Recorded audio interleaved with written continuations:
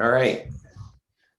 So hello again, everyone. So we're going to proceed with another painting, an acrylic, something quite different than the last landscape that we did, but this is sort of a next step. And so let me just show the photo. So we're going to work from a black and white photo here. Just grab this one off the internet. So credit to whoever the photographer was for this. But this is just going to be our reference for this. We'll be working on colored ground paper. So you can sort of see in the image there, it's been drawn on there. But in the drawing, what's important is to, there we go, I can see a little bit better. What's important is to draw out the shapes of the values. So we're going to really focus on the dark and light. So not just the shape, not just drawing a lion, but really trying to break the lion down into separate shapes of the highlights, the middle tones, and the dark shadow areas. And even pretty much as possible, any different shape of value. So value is so key to painting, to being able to render the form, the 3D of it, because that shows the highlights and shadows. So that's really the thing that's going to make this stand out. Even if you're going abstract, which this final piece is going to be rather abstract, we're just going to work with whatever colors we wish. And we're just going to focus on trying to match up the light in the dark. So here, let's say where it's white, we're not necessarily going to use white, but whatever color we do use, we want to add a whole lot of white so that its value is really high. These dark areas, we're going to deepen them. We're not going to use black. You are always welcome to use black, but again, as I often say, black can really just dull things down. You lose a lot of the, I believe it loses a lot of the vibrancy, if that's the right word. If you can work with complementary colors to dull it that way, I believe I just feel it still retains so much, just so much more life, so much more depth in everything than just switching over to a black. And then you just bring in the other dark, deep colors, okay? Another highlighted light area here where we're going to use lighted colors, and then we have our middle tones around this area here. Here's a slightly higher value middle tone, and then they get darker as they come back here, okay? And so we're going to work with whatever colors we wish in the middle tones there, okay? So we'll possibly start with just filling in shapes with solid color, maybe, doesn't really matter, and then we can layer and add colors on top of that. Or we can right away just start diving in with a whole bunch of colors in an area, however you wish to do it. Just as long as we're matching up our values, our lights and our darks, then we can really do whatever we want, okay? So my background is a middle value, since I chose orange. And Uta, you have a dark background, so, and Katie, you also have probably a little higher value than mine yet. Yours look more yellow.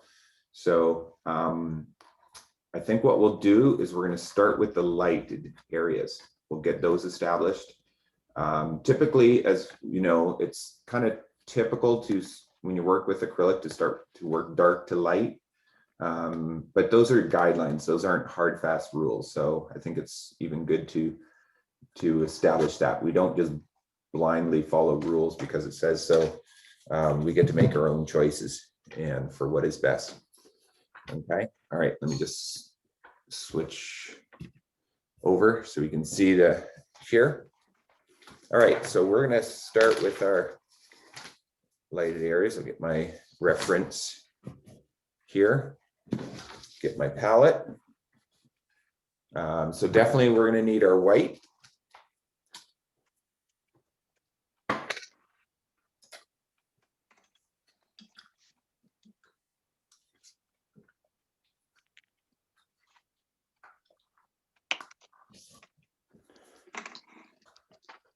And as you know, we always use a fair amount of white. So it never hurts to have a bunch of that out. We don't ever want to skimp on our paint. Not meaning that we have to ever waste it, but it's nice to not run out when you're in the middle of something. And then you have to try to remake it. So anyways, I'm going to get plenty of white there. White looking like cottage cheese again.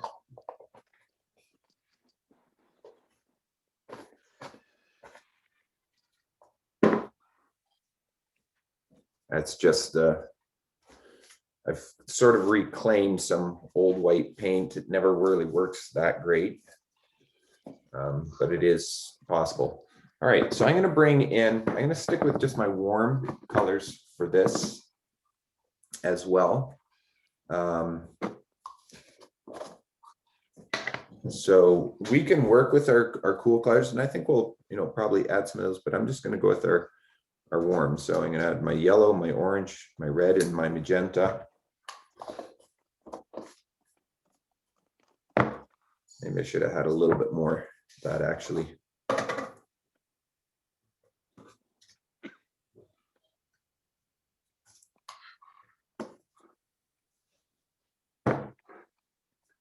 Okay, I'm just going to pause this a second here. Pretty good. All right, so we have our colors here, warm colors and plenty of white. And we're going to start, I'm just going to start with we can call him his beard and this real light area around by the nose here. And just going to work my way over, getting all of these established. So we're going to want to repeat our colors. That always helps with the unity. So we're not going to try and finish this area and then move on to the next one. We're going to try and paint the whole area. So I think I'll just start with the yellow. Just going to start in right away. Work with fairly small brushes here because it gets real thick. Don't worry. I wouldn't suggest trying to copy or paint in the individual hairs. The texture is always secondary to form. So the form is the three-dimensionality, should be the higher priority more than the fact of trying to paint individual hairs. You can go and bring that in afterwards as detail if you wish. So that's all we're going to focus on right now is getting those shapes. The shapes of the highlights are really important. I'm going to set aside some of my white. You're going to use quite a bit.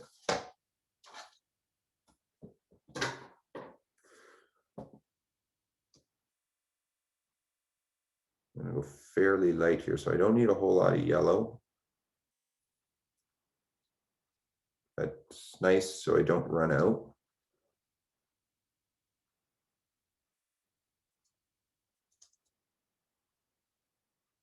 Oh God, there's a globbiness to it.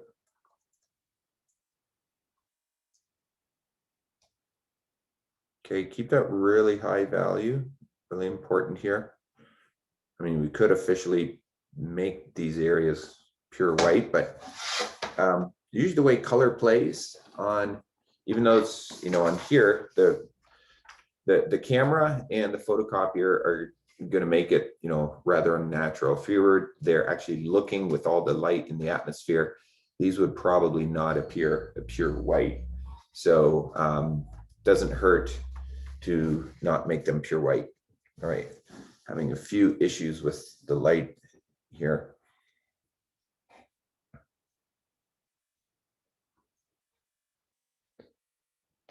Okay, even though we're not going to worry about making this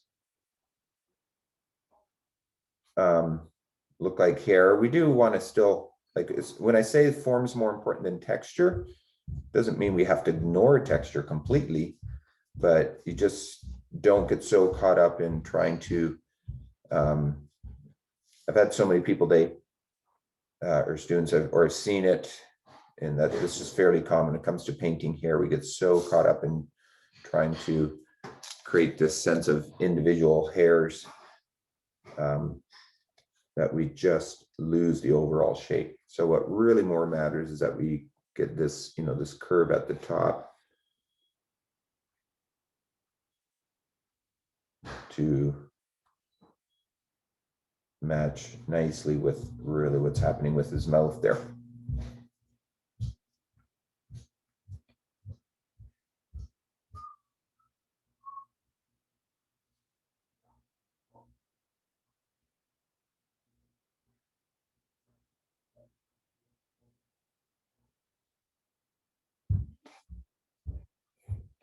Okay.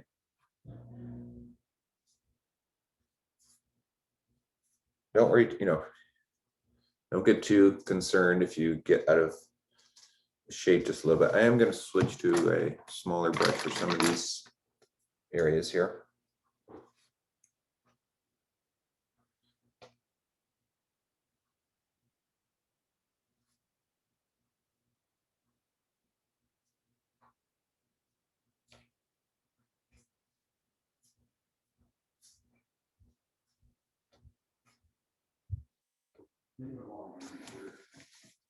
Okay, and then we've got, there we go.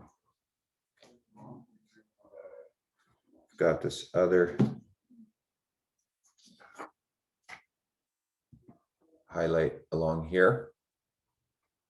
Got this going here, and then we're going to focus really in that, get that established, that white area up in there.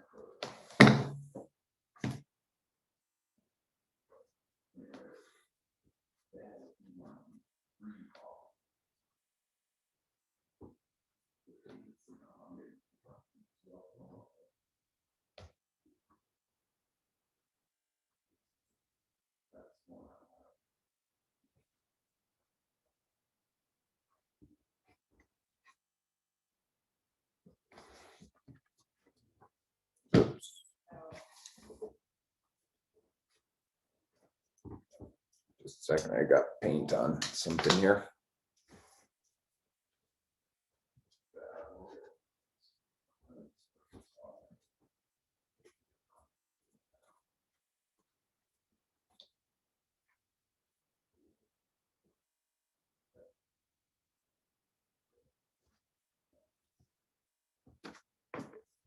Okay. And switch back to my larger brush.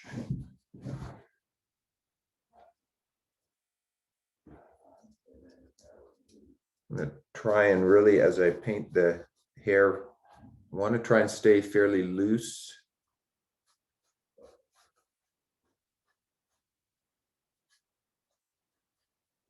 And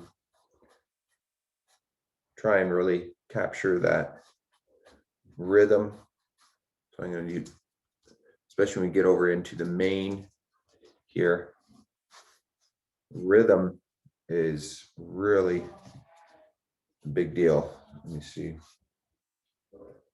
what's going on. Getting off. Oops. Okay, this is actually supposed to be over here.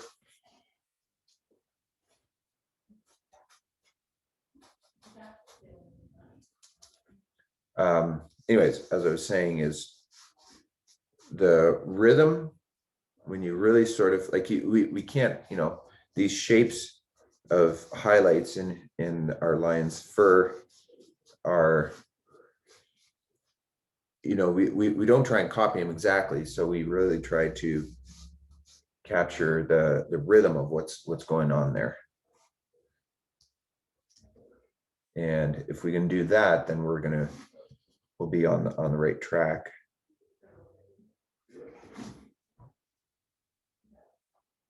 to capturing, again, the essence really is what we want. And this is going to be a sort of a celebrative sort of piece, I guess, a bit celebrating of the beauty of this creature. So I think what we'll do is we will right away start I'm going to push this. I'm going to put some of these highlights even in areas where I think they're not necessarily in the photograph that light, but I want to have a fairly even distribution of my color. Okay, that's going to help retain some unity, keep the piece really feeling nice and even. So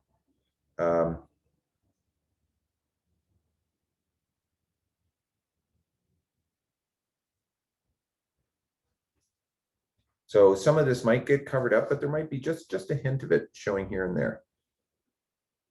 Okay, now we can't get too carried away, but most of this will probably, because it's not in the photo, I can see it's not really this light.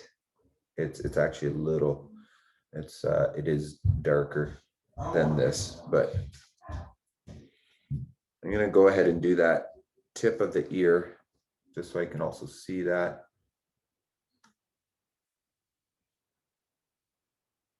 Get that sort of established where that's at.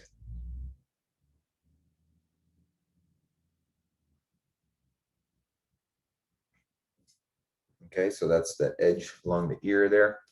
And let's get some of this above the nose as well, just laid in. Okay, I'm going to put just a little bit more again here on the cheek. That's probably mostly going to, again, just disappear.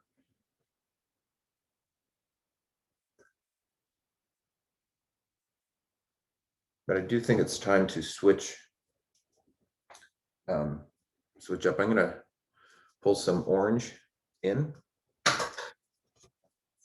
to this.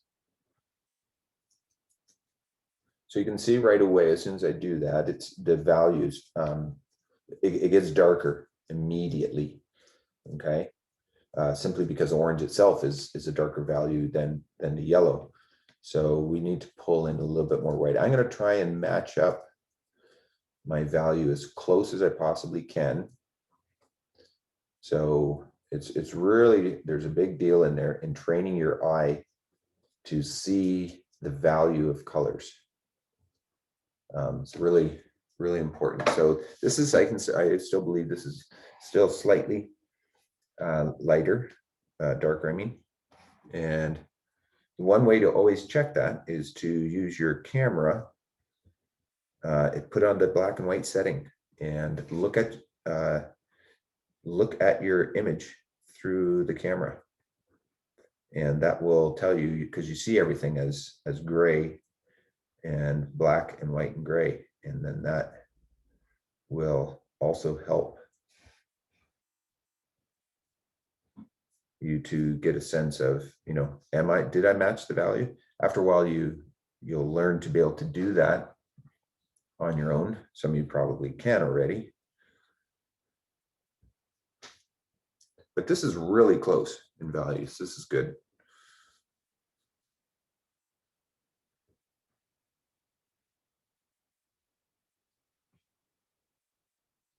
But what I am doing is by just going in there, I'm going next to my yellow with this one, is creating a gradation as well of it'll be going from the dark to the light,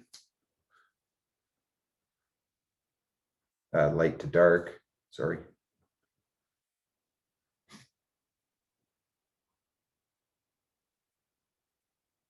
We may have to go back in. Some of my yellow isn't totally light.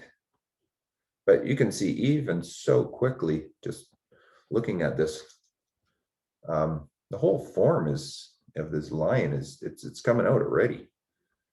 It's taking shape, and that's sort of what we want. When we work the whole piece at once, we will see we'll see that the painting, like, it doesn't have to always take right to the very end for it to start to happen, for us to start to see what's going on.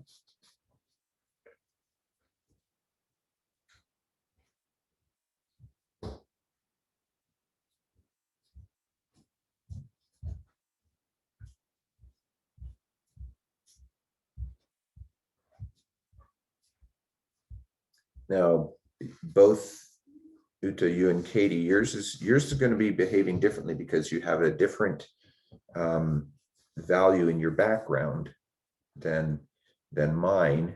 But it's the same principles happening. And we didn't necessarily have to start with the light. We could have started with the dark, but Uta, I wanted, because your background is lighter, darker. I thought typically, if you're going to work on a light background, or sorry, a dark background color, it's kind of nice to balance that right away by getting those highlights down.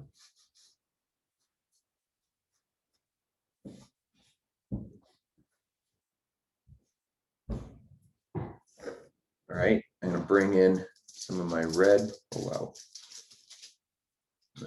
Super. So this is going to be a real pink sort of color, getting that in here as well.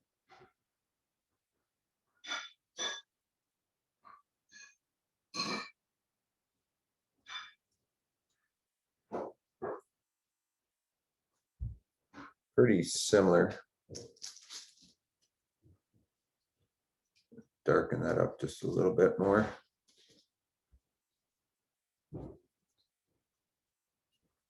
There we go.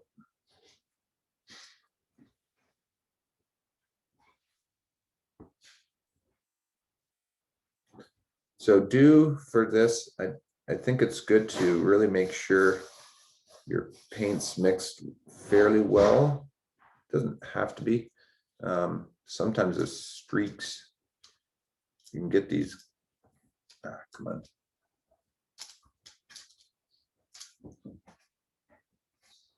These streaks of the deep dark colors in there. Okay, I'm going to use a brush stroke that sort of fits with this. You can see it's not totally mixed in well on my brush there.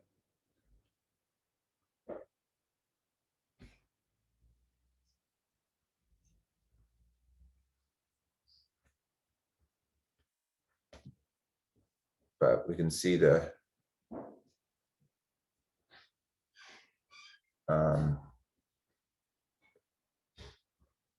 the value changes happening gradually.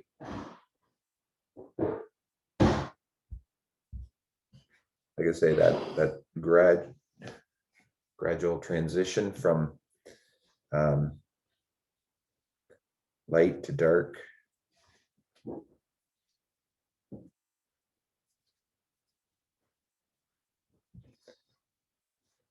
Again, I'm going to want to, I'm still really staying in the lighted areas here. Painting around the whole thing. My orange is really thin, that orange color, very dull. I'll probably go back in there some more.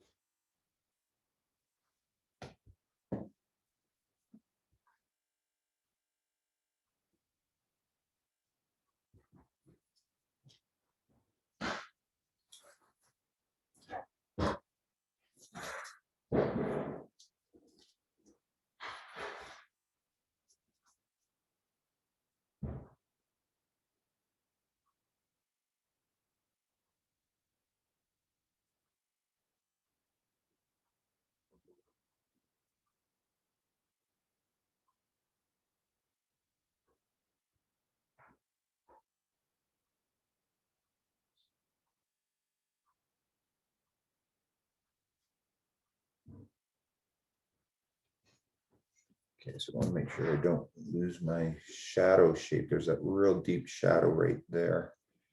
I want to make sure I leave that. That will really change things quite a bit there.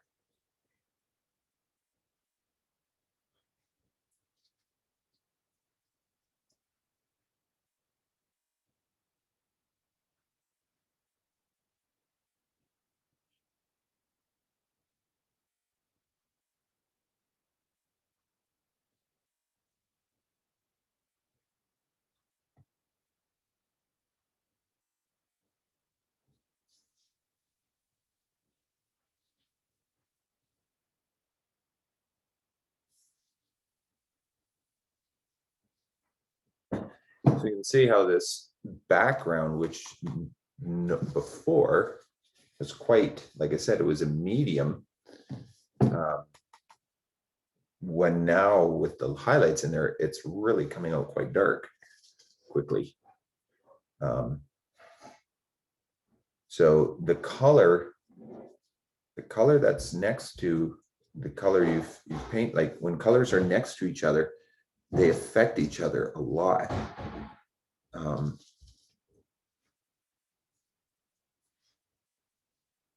They really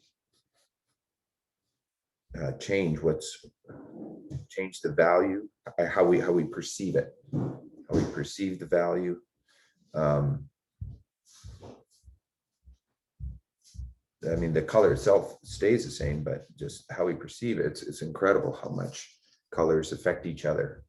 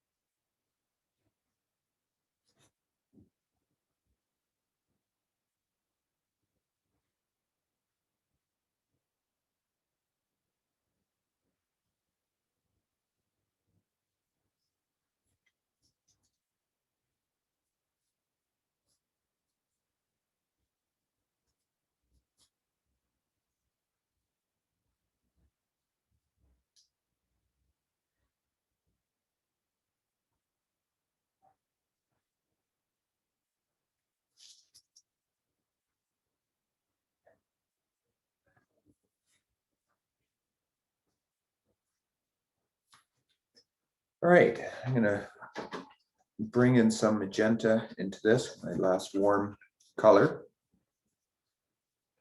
And I'm gonna really probably try to match it with the red. So you can see even in our original colors, the value changes here. So we pay attention to that. You know, this is the lightest value, gets a little bit darker in the warm, a little darker in the red. It's hard to see because it has so much white mixed in there. And then our magenta is the darkest value there, of course. So, and I keep mixing them right in together like this. You don't have to. I tend to often do that. It helps keep some of that unity when they kind of mix together, as long as they're analogous colors. The colors are similar to each other.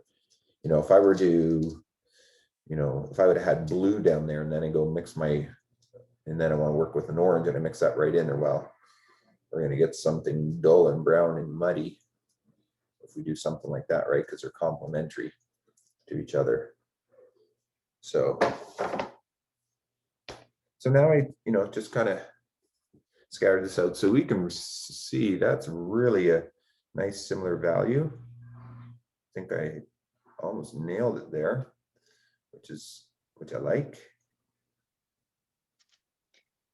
Hey, Rick. Yeah. What did you do with the orange again? The orange just went mixed right in with the white before. Okay, and that was the light color, right? Yeah, yeah. So it was like sort of next. If you look, I put it right up next to the yellow. Okay, that's what I thought. Yeah. Mm-hmm. Okay, thank you. Yep, you got it.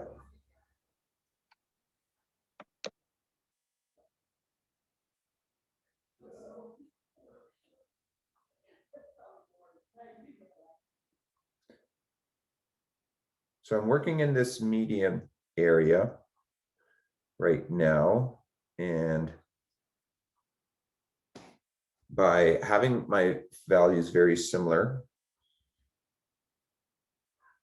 it's not going to cause too much contrast. I want the biggest contrast to be between the highlights and the shadows. So between my darks and my lights, that contrast, the amount of difference there, it needs to be more than whatever is happening within the highlight or the shadow. Otherwise, it just really starts to get chaotic, and you start to kind of lose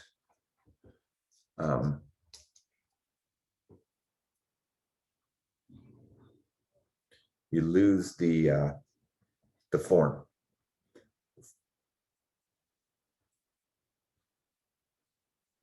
I'm going to paint over that one there. I didn't want that in there. So I can just keep, as long as I watch my values here, I can just keep on adding to this. And, you know, whatever color, I can get every color in here if I want. I could do this, you know, using all the rainbow colors if I want. Don't have to, I can limit it. But the idea is, what I want you really to see is this importance of value. And when there's value there, you can just have fun with color. And that's when you start to work with, you know, warms and cools. So if you're painting a landscape, you know, if you can get beyond just, oh, I'm gonna have to grab brown or gray for my mountain. Oh, I'm painting a tree trunk, so I have to make brown for my tree trunk. I have to do green for my grass. You don't have to, you know, or, oh, I'm painting a sky, so we grab blue. That's, you can, but the beauty of imagination, I mean, even God doesn't, you know, with the way he works with light, even he doesn't stick to just brown for trees and stuff like that, and brown and green trees. And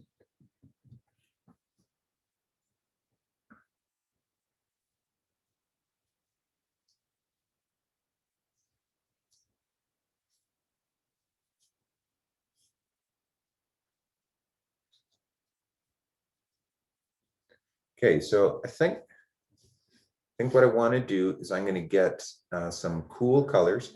We're going to get some background and everything really established here with some big, bold, deep, cool colors and dark colors. We can already see, I mean, the line is there, you know, there he is. We've kept our shadows.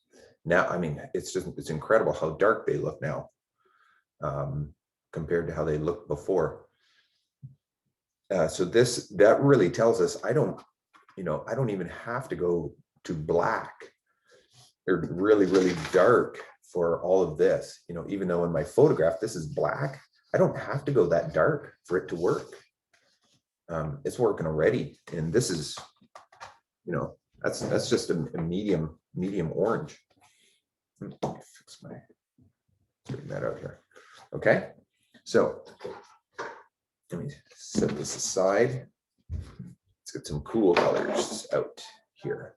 I think just for the sake of this, I'm going to go with the whole array of rainbow colors. Okay, I'm going to stay far apart here. But this is a really dark color, so I'm probably going to bring that one in as well, and that will help keep unity between my my highlights and my shadows. So I've got that. Got my blue. And it's not a real dark green. It's just But again, as I said, it's darker than this, and we don't need to even get very dark in order for this to work.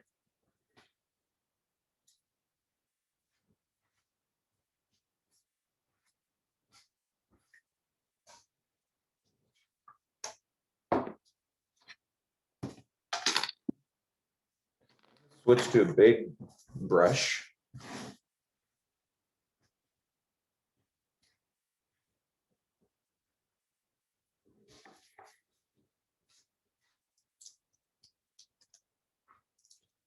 And let's just get this laid in. If you do have a a deep purple, nice deep dark purple, you can get that going in here as well. I'll be able to make a purple with my magenta and my blue. But okay, so I'm just gonna get this cool background. So he's gonna pop out even more than he did before. And I can stay back just a smidge.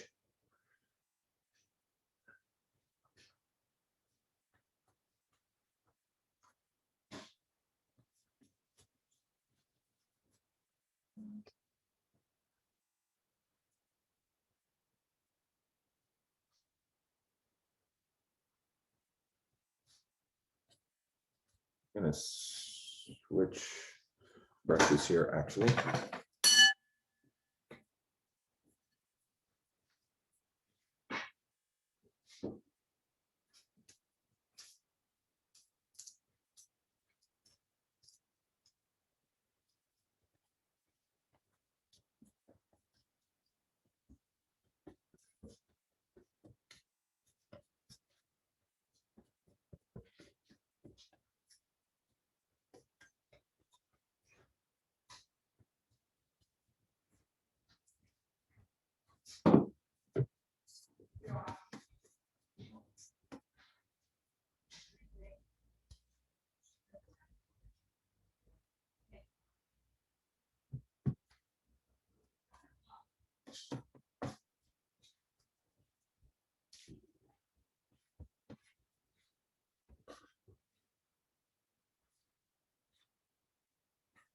Okay, so that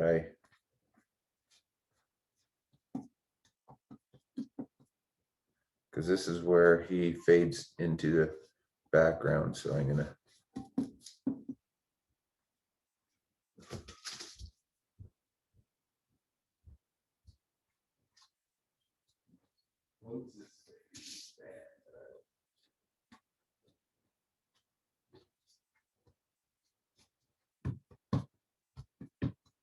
Rick, yes. why did you choose orange for the okay, it's brown color? it's a real important reason, because I happen to have an orange one laying around. Okay. That's good reason. I wish, yeah, I wish there was something more significant.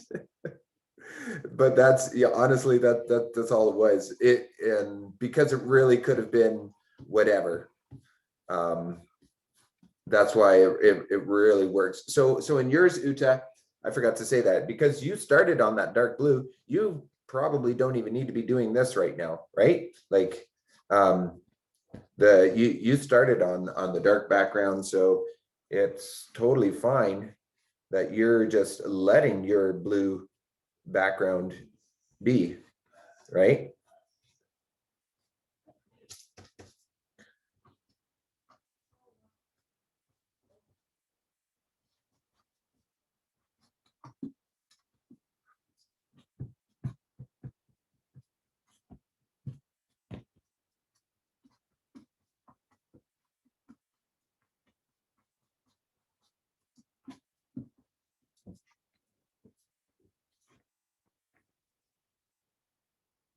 Okay, and I'm just gonna go ahead and mix this up a little bit. I'm going to, I gotta be careful because if I'm gonna bring in a magenta, I'm bringing a little bit of green in here. Just because I'm trying it. I just want to kind of prove the point that we can just get in there with whatever color we want. So I'm going to try and really get these to work together to blend in together a little bit here. Not completely, not that they lose their individuality between the two of them, but just that they, you know, they start to work a little bit. And look how dark that's going. Like there's no black paint there. And you just don't. Like in this green, blue is just, I don't know. I think it's way, I don't know. I mean, not always more exciting than black. There's definite reasons for, you know, different style of paint where you can really get where black is, you just go black. It's what you want, you know? Hey, Rick, Yeah. I have a question. Okay. I'm still like in the light colors. Yep. I did the orange. What did you mix with the orange? After the orange, or when Yeah. well, the orange was just orange and white. I got that. Okay, and then I just moved on to red, and then I just took my red and mixed it right in there with the orange, and that's how it ended up being this kind of peach color. Okay, that's what I thought. Yeah, so And you can see then my where red. did you? Huh? My red doesn't even look red anymore because I still had some of the orange peach colored paint. Okay. And where did you put that? That's where I pretty much kind of start. That went all through here. That Okay, sort of that's went what I in thought.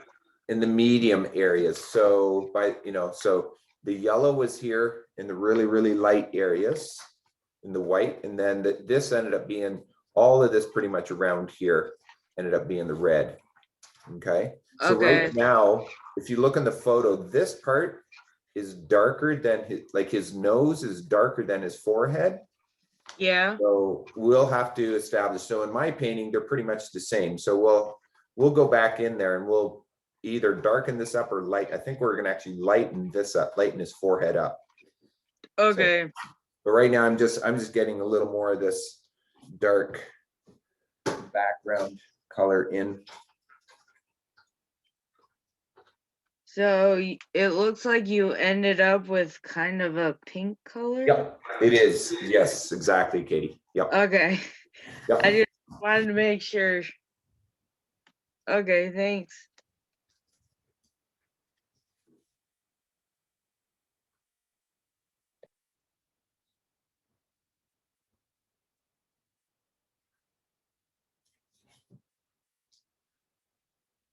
Okay, so now I'm just going a little more carefully to make sure I keep the shape.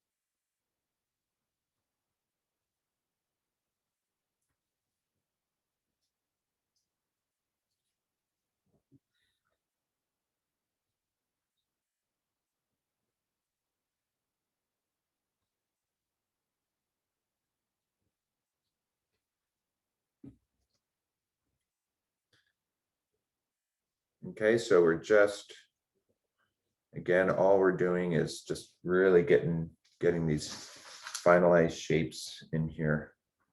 I should switch to smaller brush for that, so.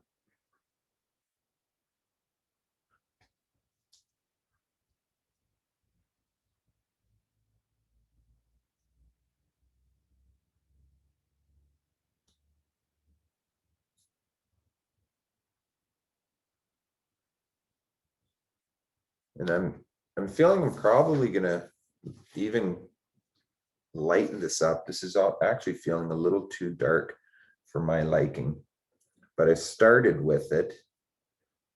So I'm gonna continue. And it doesn't hurt to have, it's good to have some areas that are really dark. Anyways, but I think a lot of this I'm gonna end up covering back over.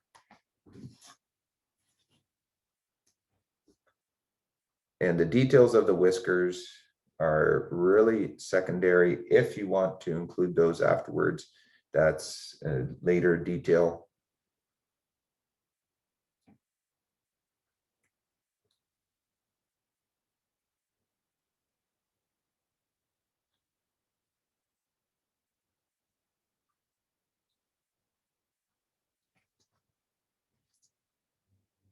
Yes, see, like that's feeling too dark for sure.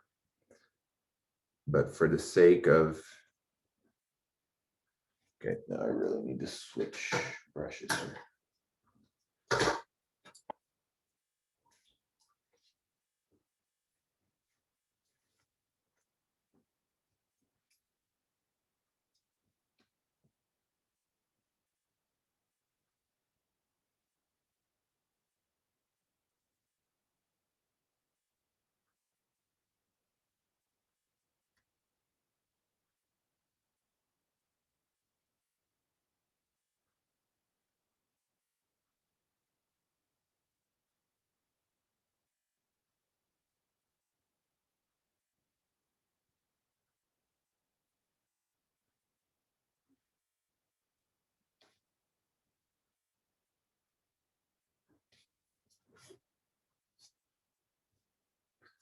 Okay.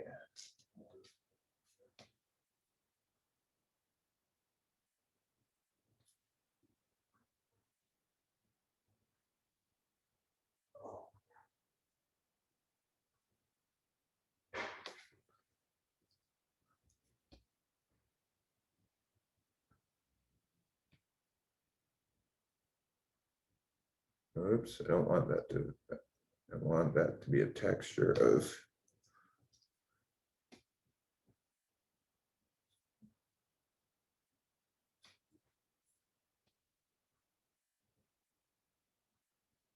texture of the, you know, the hair. So I do want to, I don't want that quite so straight, but I can go back in there. That'll change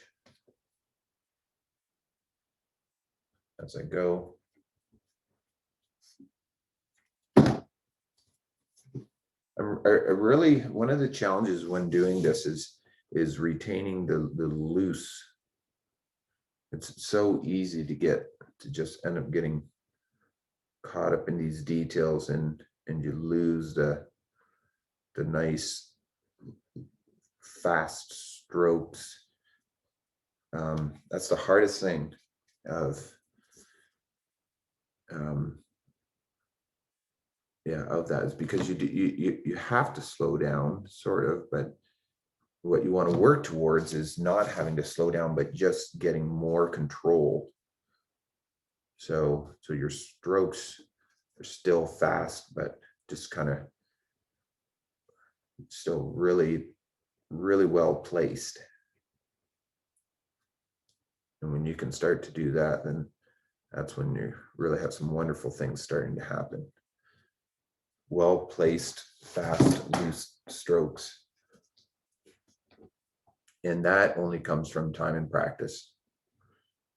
And a lot of people just, you know, don't get that point because to that place is because from frustration.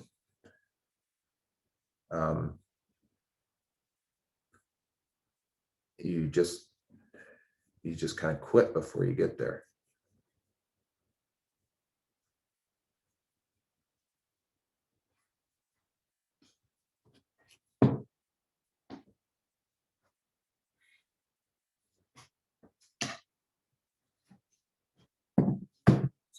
much of a lump right there, so I need to.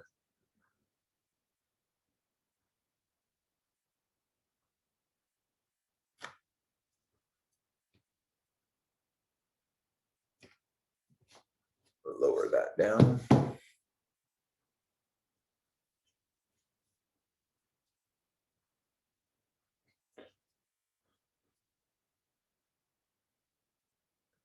The consistency of the paint really makes a difference as well. It's harder, you know, to get these skinny shapes with a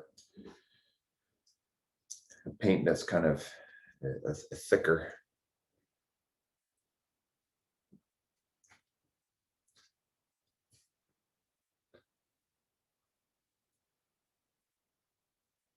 So your brush, you have to find which brush you like the best.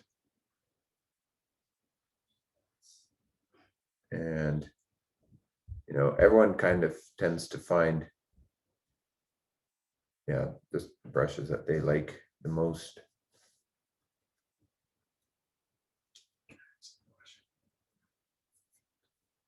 Is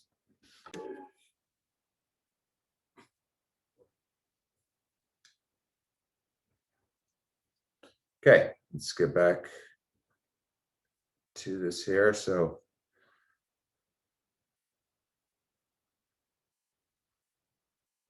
I don't have to necessarily cover up all this orange, and in fact, keeping some of that orange in there, I think will be good for sure.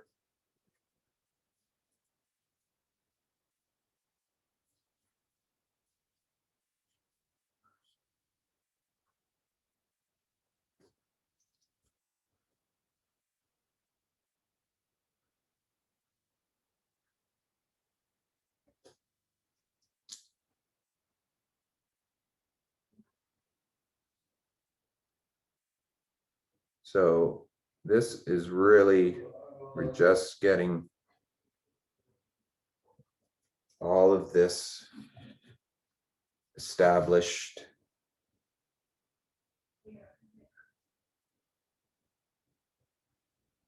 There are darks and our lights, our highlights, shadows, really separated out. Really important. And then this really becomes like the foundation of it.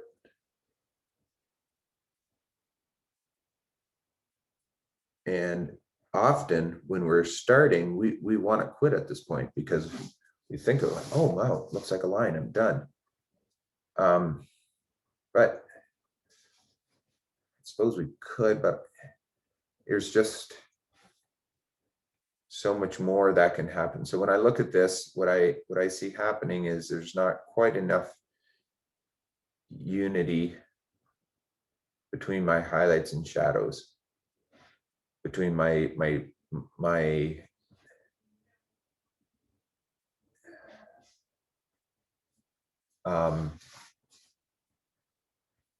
yeah, like this dark is just not, it's, I don't feel it's, there needs to be more similarity between the two, between what's happening here and what's happening here. So I need to bring some of these colors into there. So I think one of the first thing I want to do is get a bunch of light colors. I brought the green in there, but I don't know. Oh, right, no.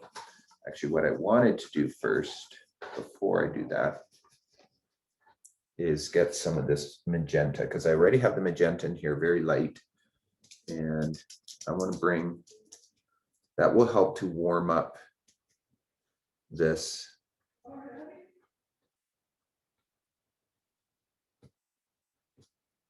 First of all.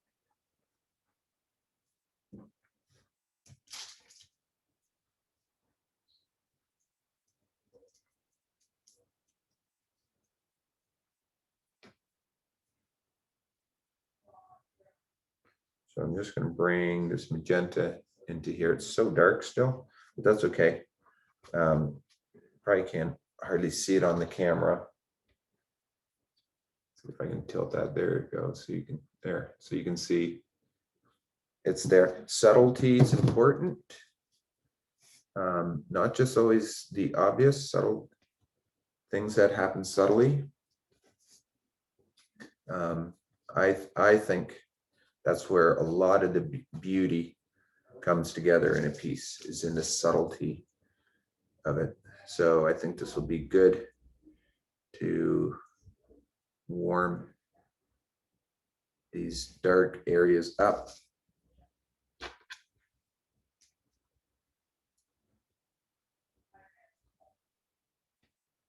So that's why we're bringing in this deep dark magenta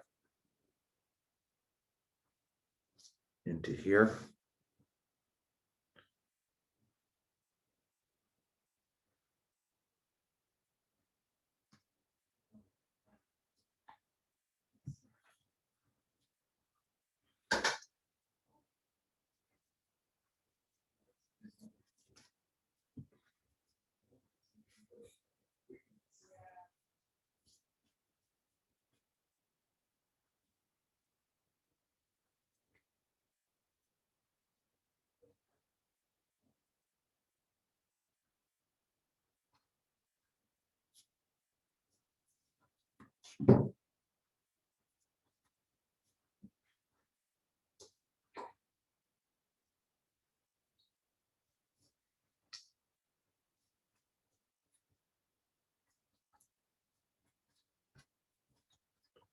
So I'm just going to use this bigger, stiffer brush to really just kind of pull that out, get those colors to, there, we're getting a lot more of this purple happening and more happening in my background instead of just this dark.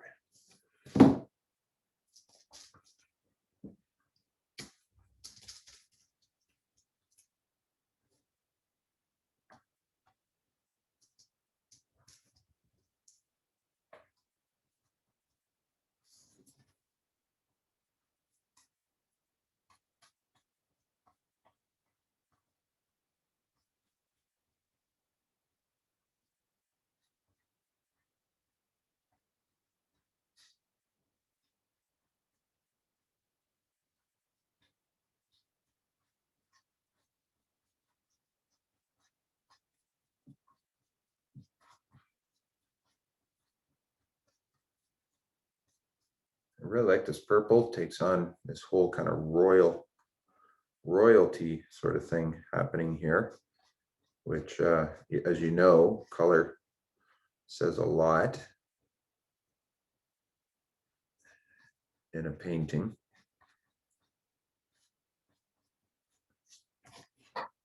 Oops, need to make sure I'm.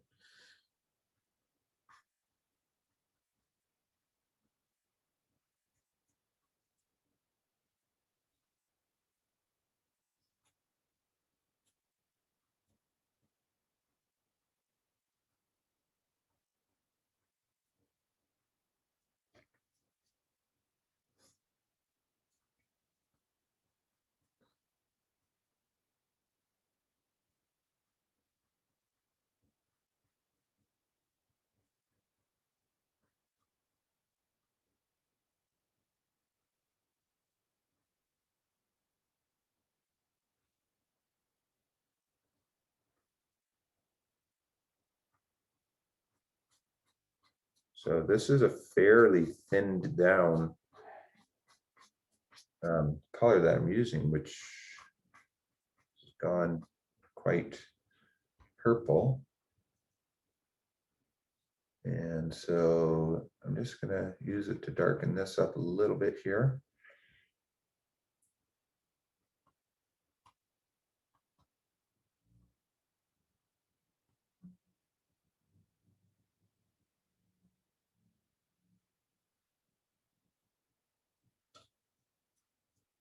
Watch my shape, don't want it too obviously square.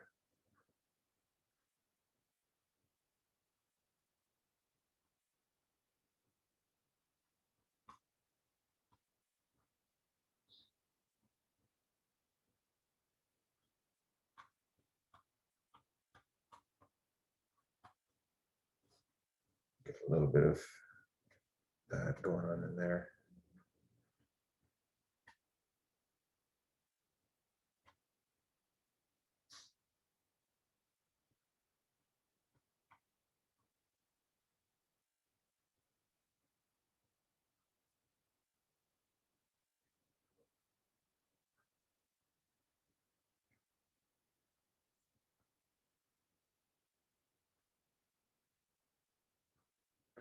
Getting a few darker flecks, which are kind of working out well. Let's just not make them too obvious to stand out. Causes too much contrast, which I don't want to happen.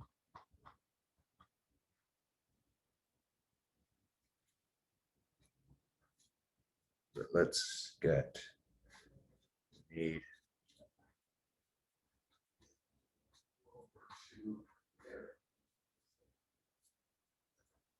bit of this more purple.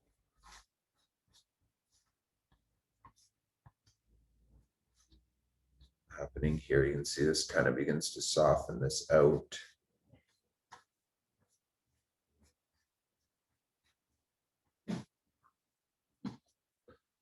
As well.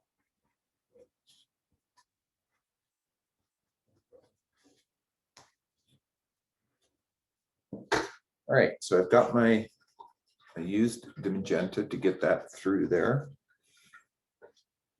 I'm gonna now get some blue through here as well. So I'm gonna lighten up my blue. So I've pulled in a bunch of white into my blue. And that got really light. So I have to match that value if I'm going to use this, which I may as well. It got lighter than I expected it to be. But like I said, I've got it. So I have to just carefully. See, that's really light. That's almost a bit too light. You wanted to send me your address, maybe?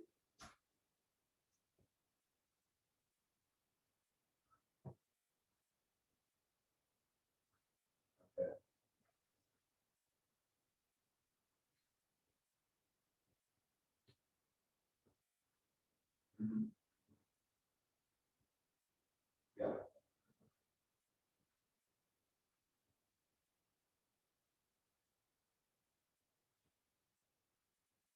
Okay, so this is somewhere right in between there. One before the junkyard, right?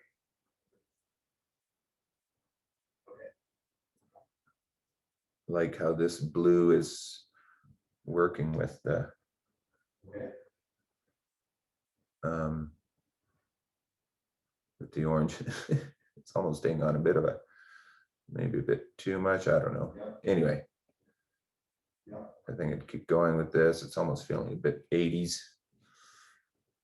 I suppose. Not so sure if I'm keen on that aspect, but the point of this project, this exercise, was to show, again, I keep stressing that, was to show how you can do whatever color you wish as long as you are matching your values.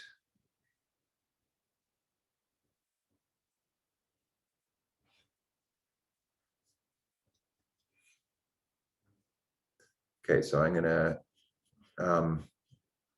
so even though I don't necessarily like this blue, I like the blue, I just not so sure. It's the pink, it's this blue and pink together are just, like I say, creating this 80s look, but there's nothing wrong with that. I mean, if that's the look, if that's a look you like, you know, that's just a personal taste. It's not a right or wrong.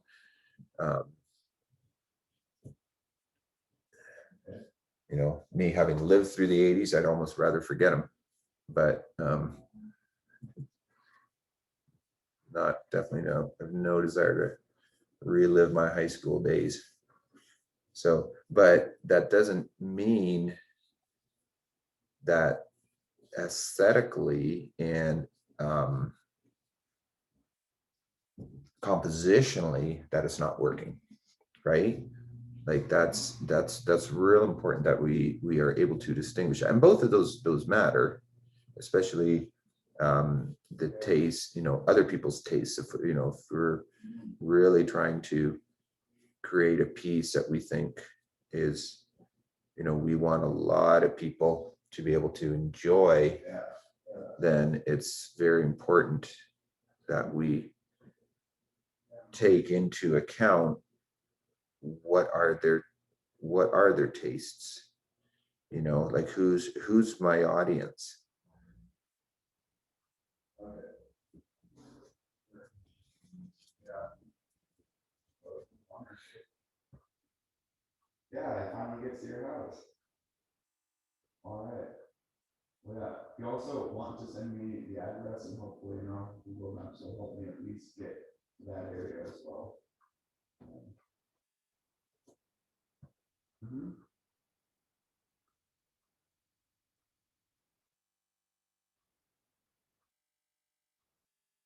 Yeah, yeah. Yeah, my dad has some. Yeah. Is that you want right? direct return your pickup?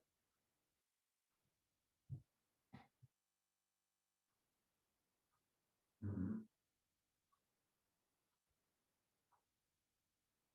Sure. All right. Sounds good.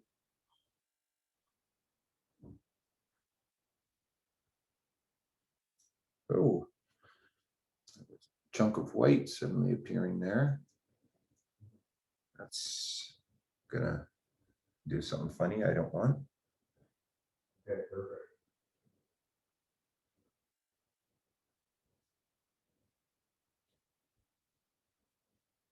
Hold on, let me just, maybe just text it to me.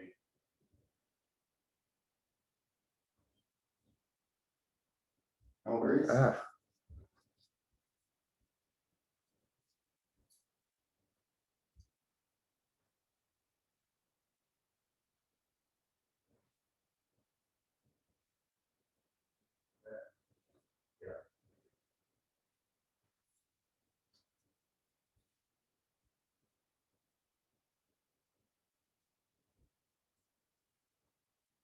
Awesome.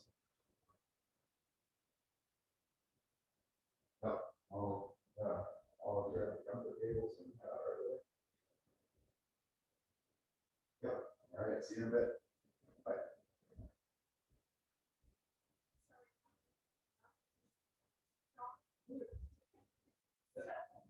Oh, like.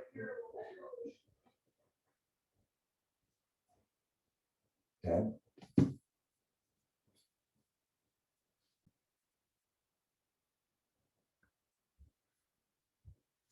Okay, so hopefully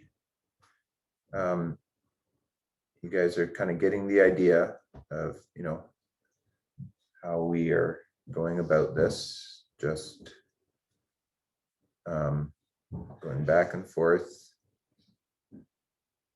matching our values. There's gonna be people waiting outside the games all weekend. And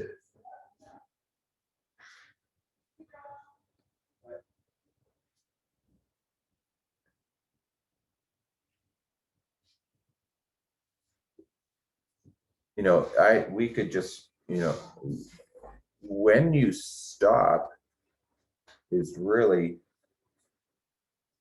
you know, you up to you.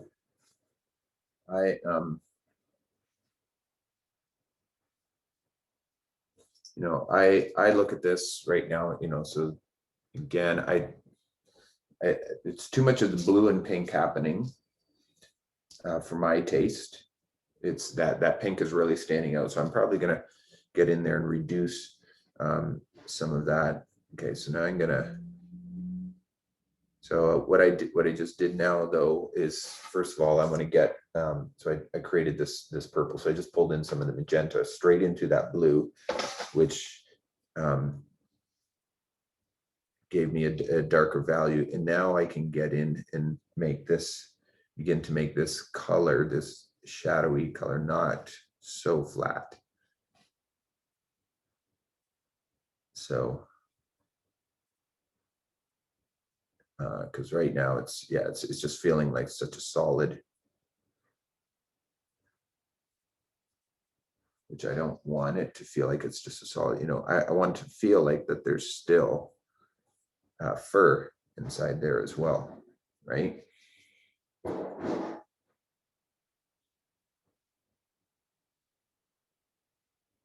So that's why I had that subtle change of values there, so that there's subtle things happening there.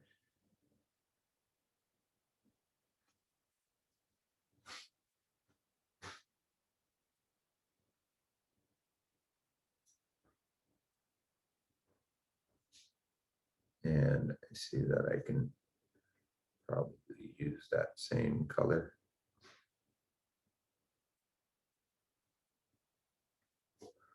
To get that established in there.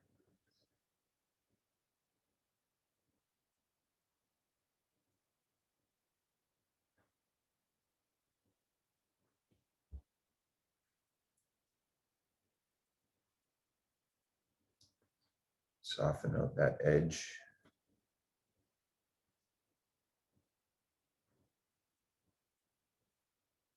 This will help make that transition between the dark areas and those light areas.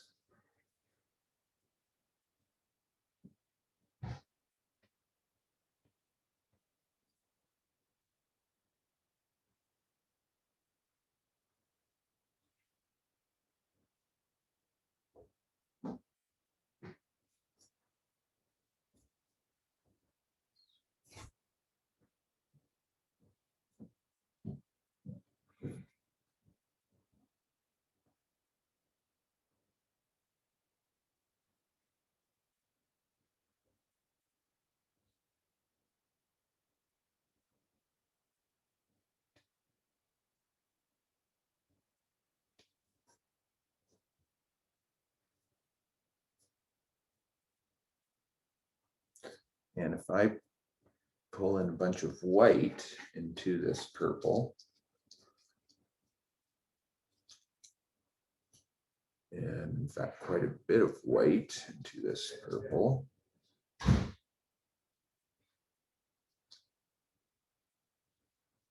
So this is what I've got now. It's a very light purple. So now I can, and now I have to match this. So where does this match with? Okay, so there's, yeah. Okay, so I'm matching my values.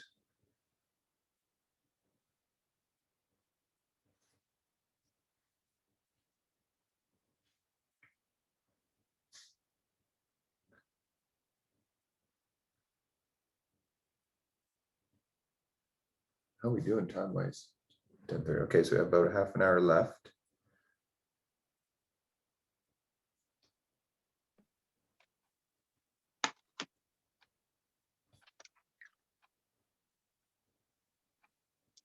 So hopefully in doing this, I can make some of this, maybe reduce some of this pink that I wasn't, which it didn't feel quite so pink until I put in that blue. And that's what really seemed to make that pink stand out.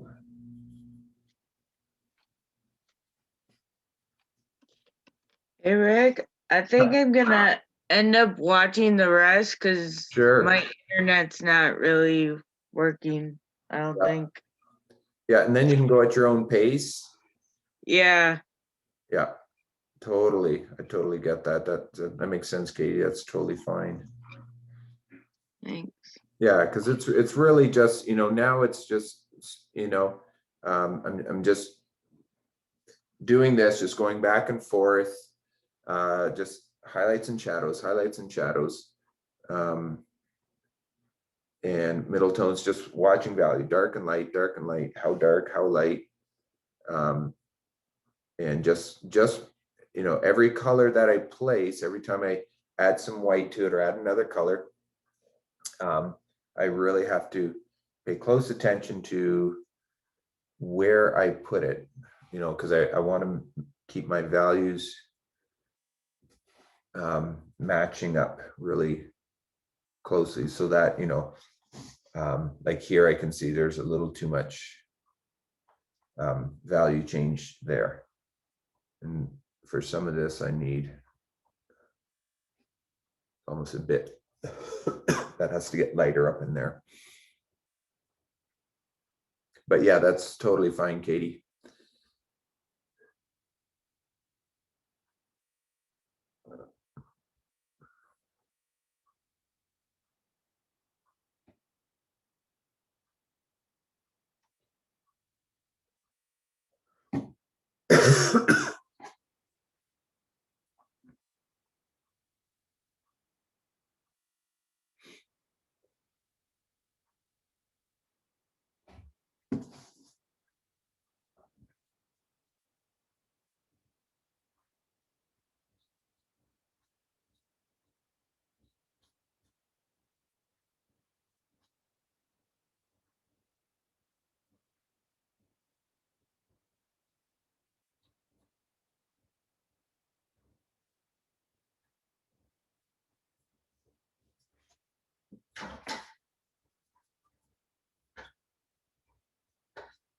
Okay, I really want to get some bright orange in there. I think I'm gonna just go with just straight orange, but I have to figure out where is it gonna go.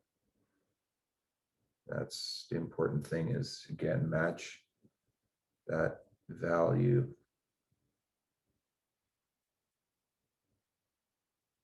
This orange is somewhat transparent, so I have to be careful that I don't really want to make a brown.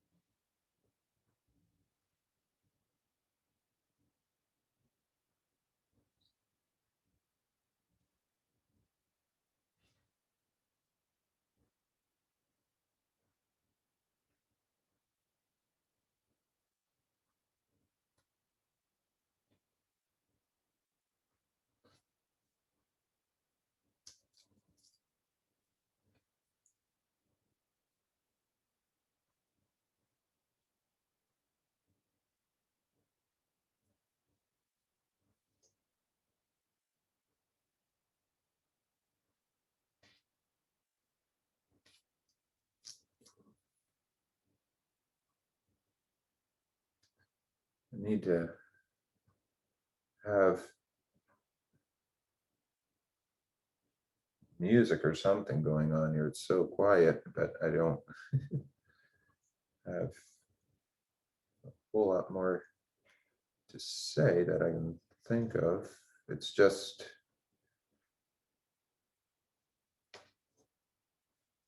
yeah, it's just really experimental. But really good practice for value, paying attention and learning and seeing value. And that's really something that we often just don't do enough of. Even myself, even I'm guilty of that, not not practicing, not seeing those values. We did a lot of those exercises in college, studying art in college, where you, in color class, and you're seeing the value of each color. And it's some is obvious, it's very obvious that the yellow is a brighter, is a lighter, higher value than, let's say, a blue, a deep blue, or a deep green, or something like that. So, but when it gets into the subtle changes, and that's where so much of it happens, again, as I said, subtle T. And so the more you train yourself, the more you just really get a more finesse in your work. And whether you're working abstract, whether you're working loose, whether you work is very, tight and precise, it's just so much of that.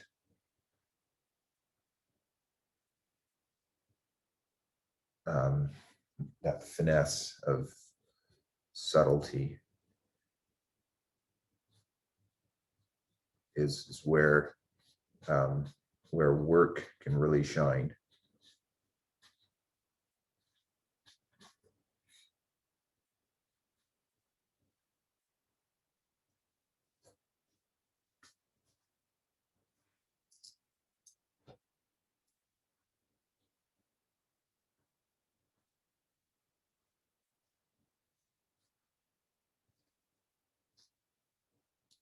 And then probably a pure red. I'll go in with a pure red as well.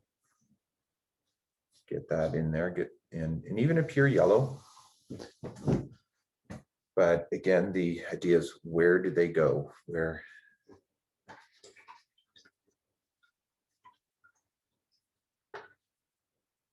What do I put them next to? So that's what's so important. So, okay, so here we go. So I'm going to switch to a red. Wow, my red is just hardened.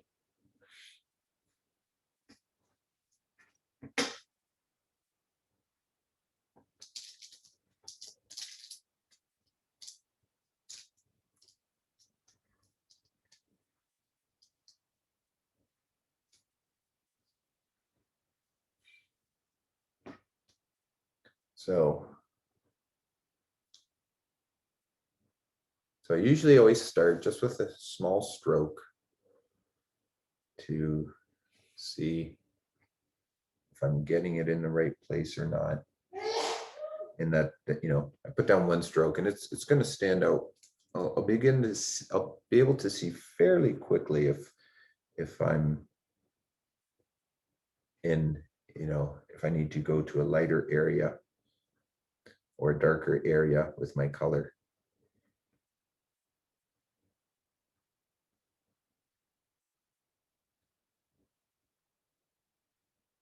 It's fairly dark, this red, just a pure red straight from the tube.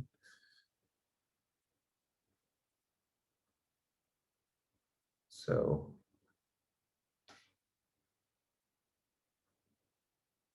but this is, it's going to create a fairly nice, I like what's going to happen here.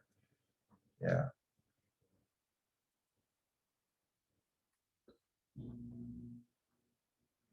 That warmth, that subtle warmth happening in there. I like that.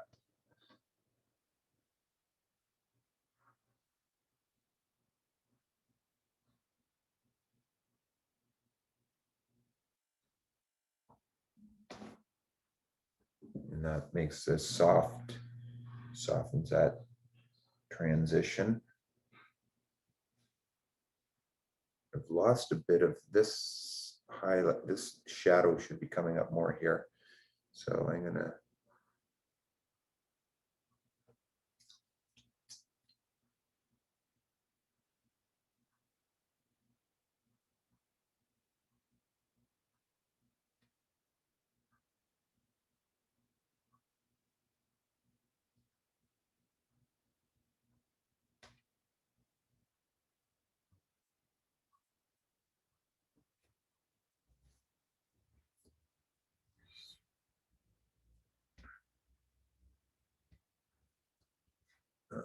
This one, yeah, this is getting too light. There we go. That's getting too light there.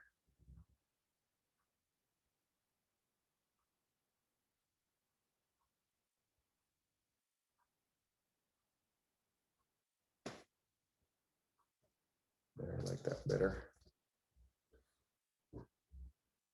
Red and purple. Just put down the red and right away it's just start thinking that it's important. That bold red.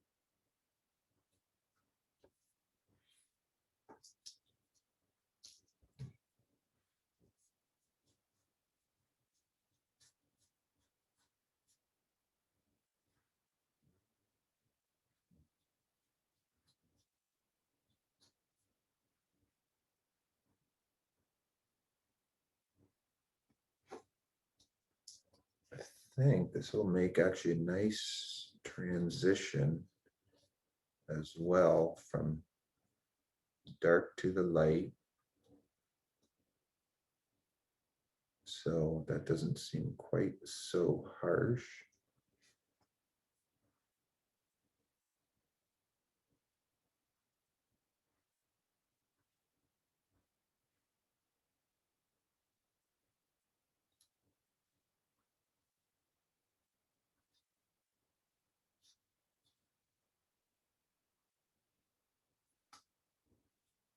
Yeah, I think that works in there.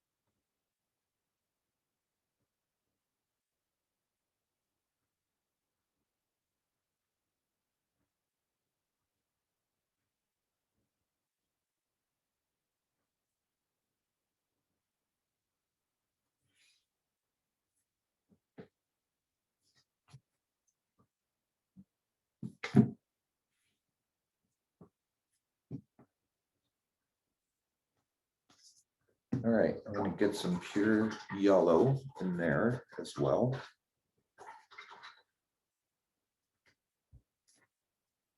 And I still think the forehead needs to get lighter. Yeah, I think some of these areas have kind of lost some of that light. So, and I might be able to do it with the pure yellow. Yeah, this is good. Yeah, it's gonna work, I think.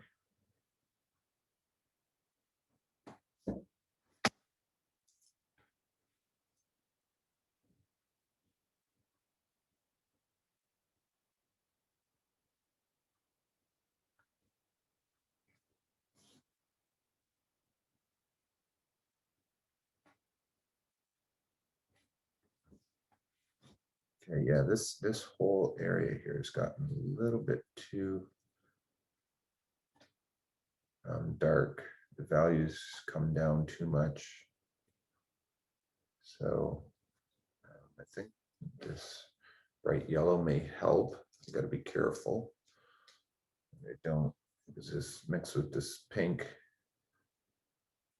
can go, because that pink's quite purple, so I can end up with this kind of nasty brown if I'm not careful. And if this is just too yellow, which it might be, I may have to go back over it. But like I said, I've started. So let's keep going.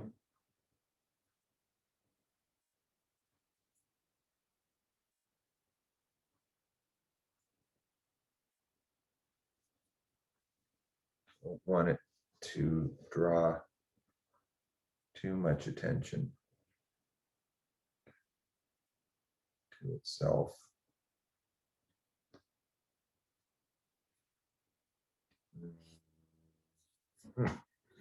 Not sure. Just not sure if it's working.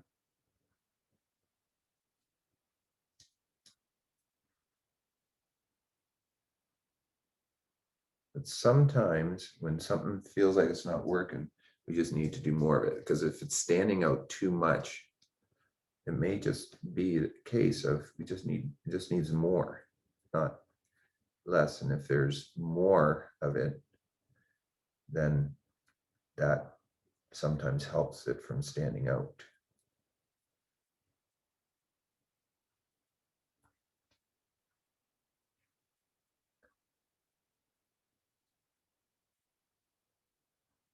See, it is taking on a bit of that green, but that may be okay.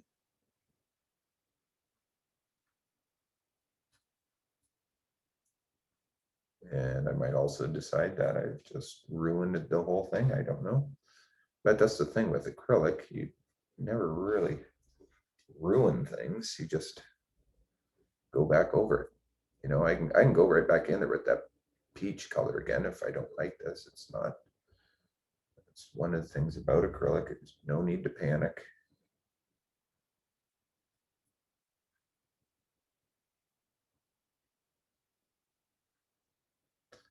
I just really have to make sure that I do get this scattered through enough. So now I have a whole green thing happening, but that's not necessarily bad. You know, it's starting to happen here. That area may turn to be okay.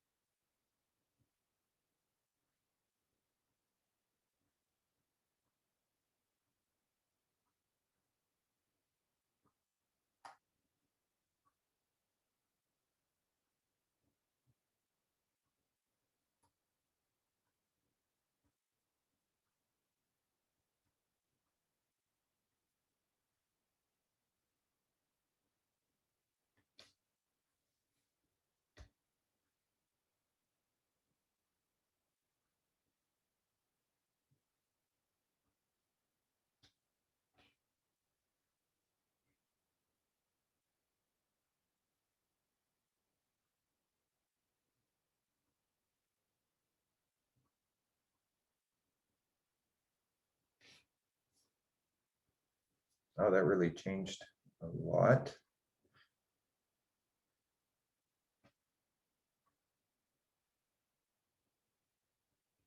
That yellow did.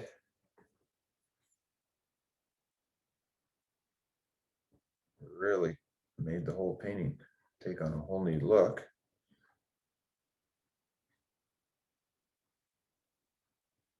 And like I say, yellow may have been too much.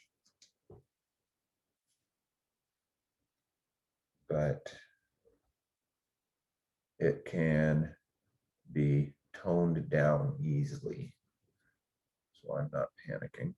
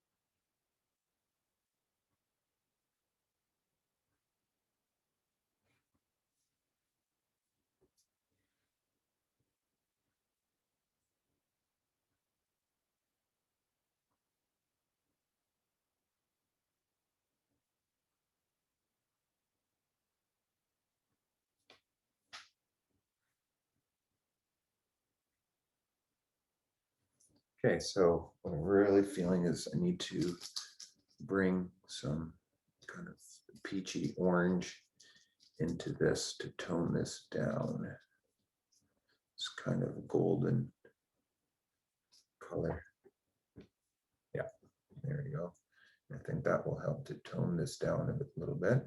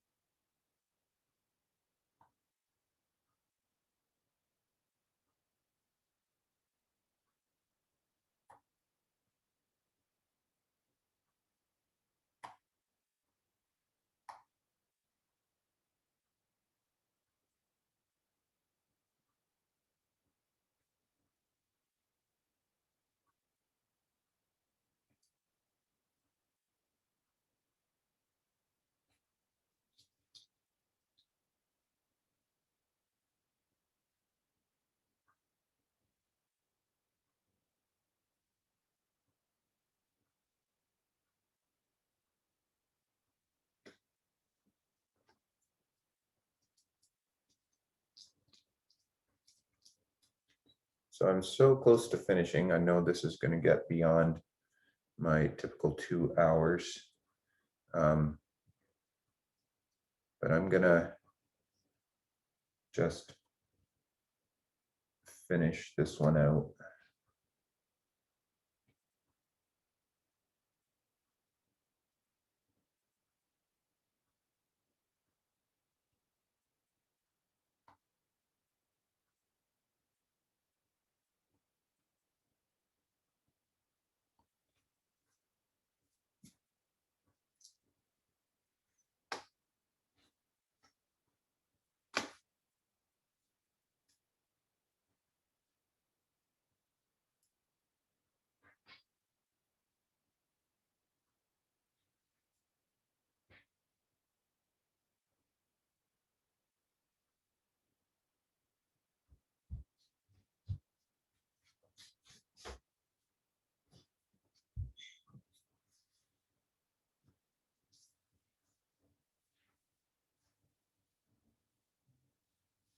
So really, the whole deal is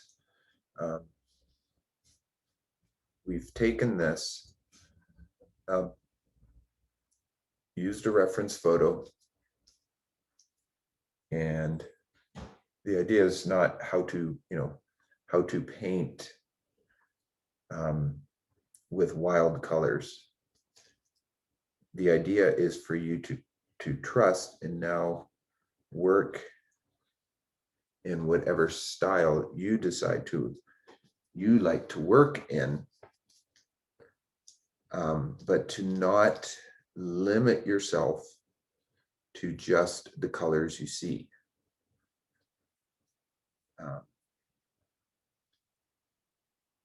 So this is the idea is hopefully you go on from here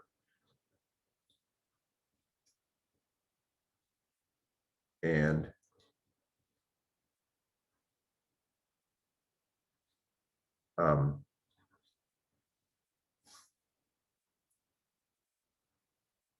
whether you're painting landscape, whether you're painting people, portraits,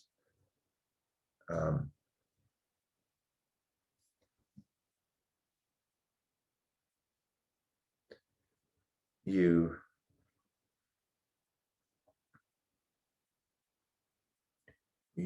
just think of shape, focus on shape, retaining the shape, focus on paying close attention to the highlights and the shadows, and paying close attention to their shapes, and just try to repeat those shapes, try to loosen up, work with faster, well-placed strokes.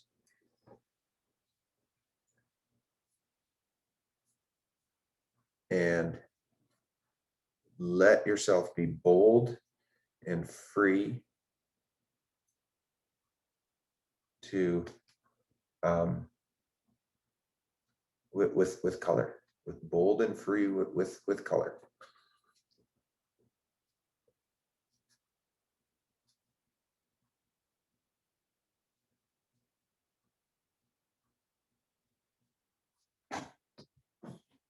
So now I'm, like now I was kind of panicking that, well, I wasn't panicking, but I was pointing out how that could be such a panic when I was placing down that yellow, and it just was not liking what was happening, the way it was working, but just trusting the in that truth. I don't know, it is just, but that principle that you can go back over it again.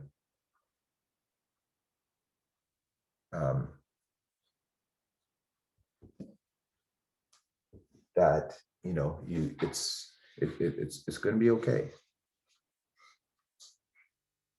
because now I'm glad I got that area lightened up, because it was just feeling way too dark before, right?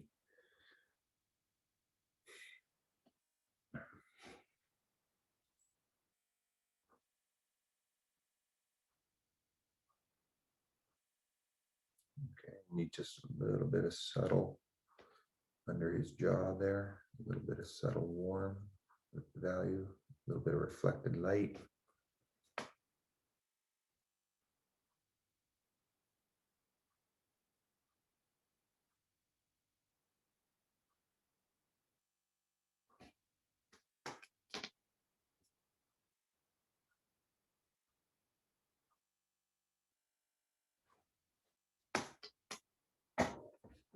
Soften up this edge just a little bit.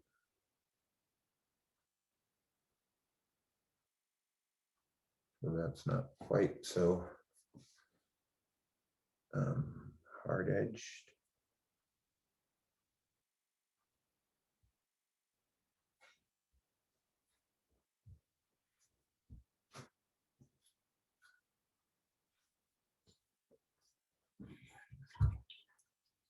Okay, so about the only color I didn't bring in was green, and I'm okay with that. Um,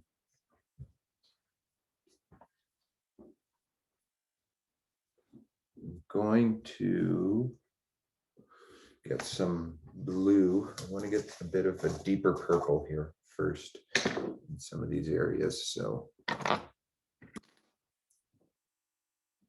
work with my blue and my magenta together. So it's a phthalo blue is what I'm working with, by the way.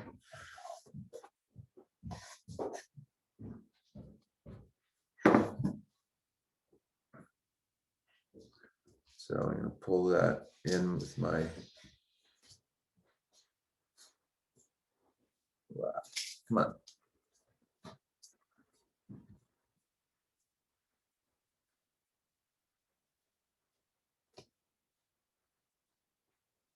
A little bit of, it's so dark.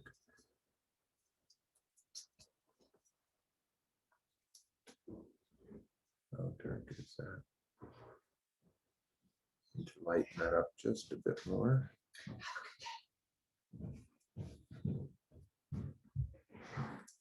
So what I'm doing is I'm going to show you what I'm doing. I just want to get a little bit more purple in here. This shape got lost a little bit. So I wanted to get some of that, bring that shape. We look at, let me just show you on the original here. So this shape here got a little bit out of place.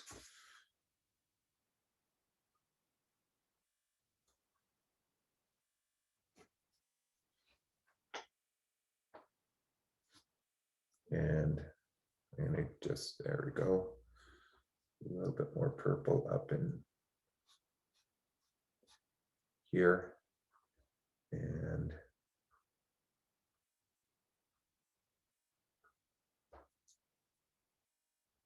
here.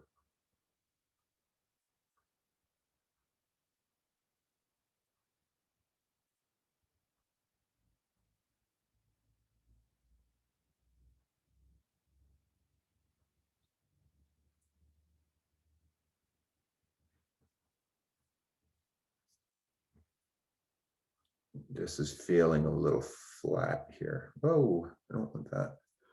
I don't want those white streaks in there.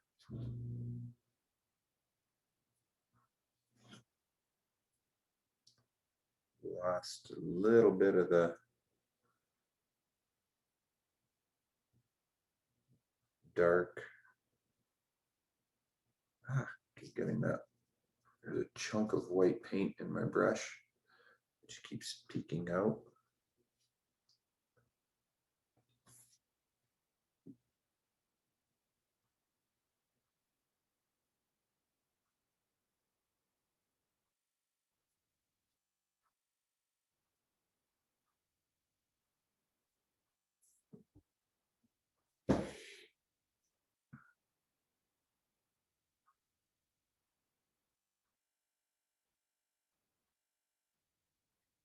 That a little bit deeper in there.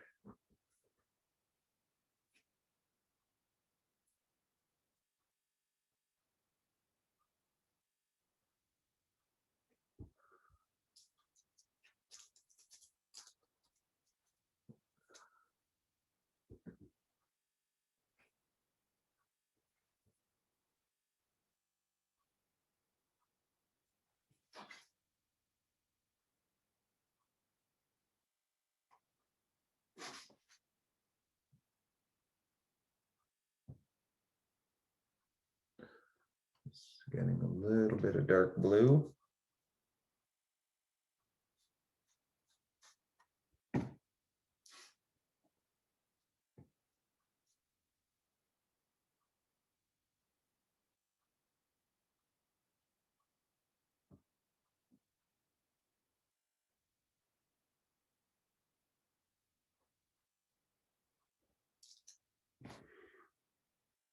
To you don't have such a flat purple.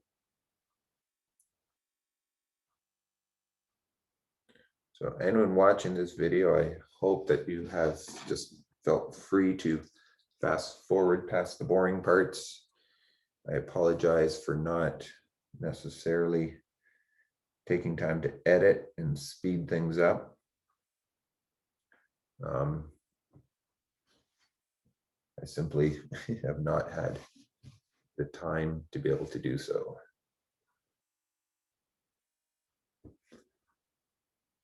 All right, I'm just trying to think where else. I think I need a little bit more of the light blue in a few areas. Now I've almost lost so much of the light blue. So I'm gonna just keep taking this blue, lightening it up.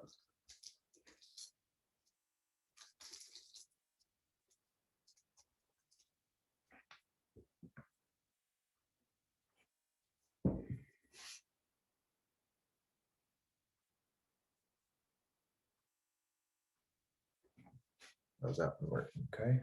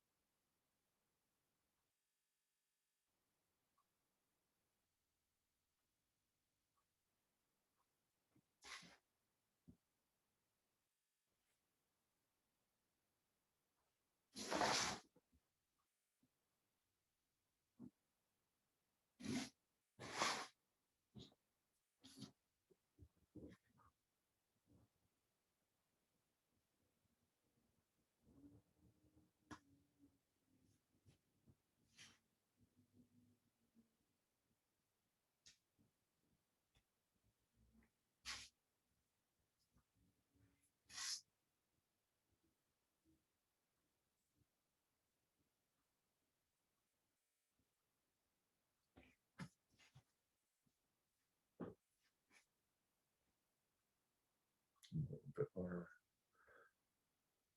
blue in this area.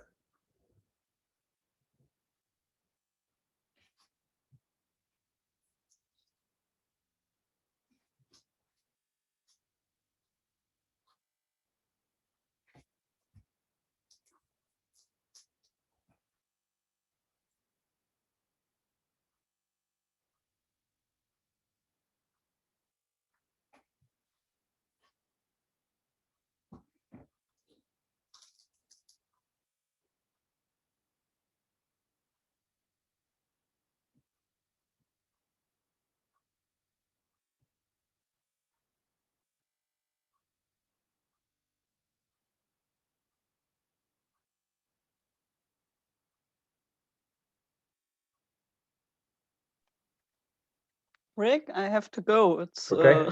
8:05. So Yeah. bye. Yep.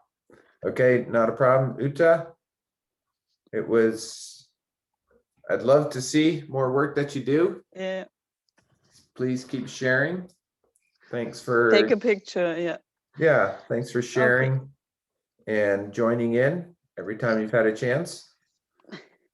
And keep inspiring those little ones. Yeah, I try to. Oh, you are. You are. Just Bye. keep supporting them. Okay, see you, Uta. See you. Bye.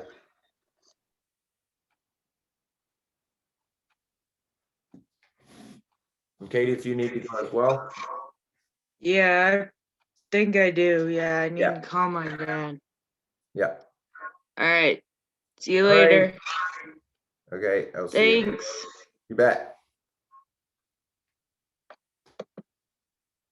Bye. Bye, Katie.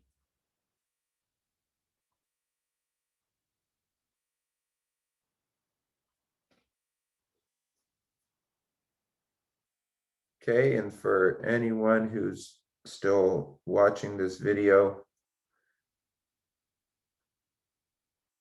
afterwards, I mean, at some point by now, you hardly need to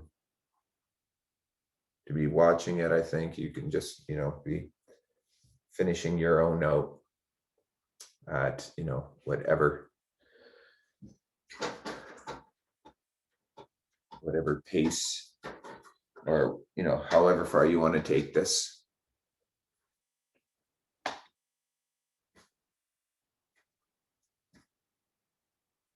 Just going to bring in a little bit of pink into his forehead there yet.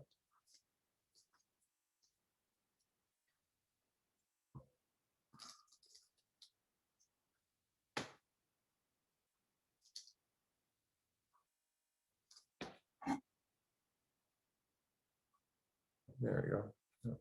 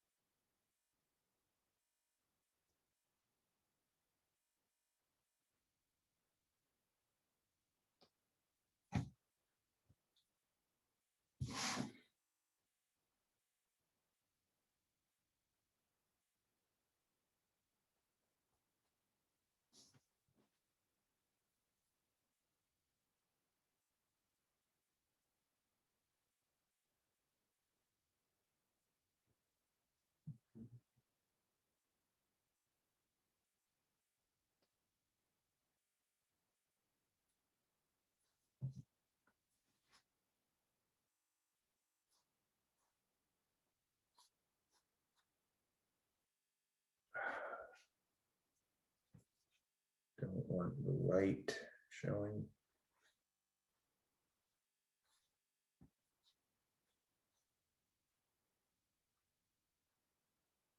So I think I'll probably end off with where I began, actually, with the pale yellow. And then I'll have kind of come full circle. Just gonna tone that shadow down. That looks too much, actually.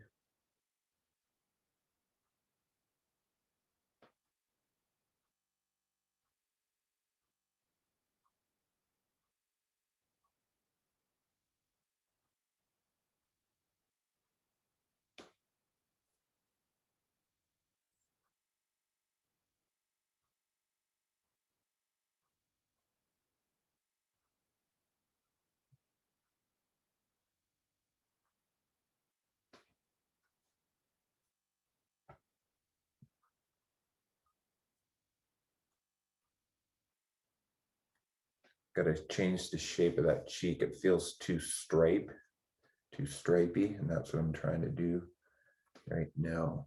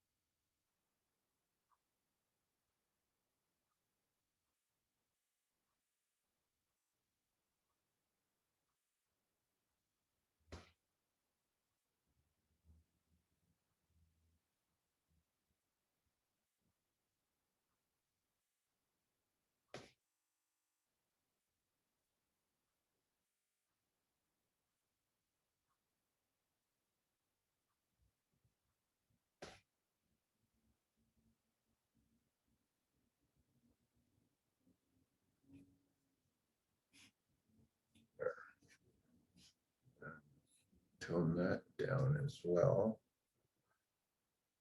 Got a bit much.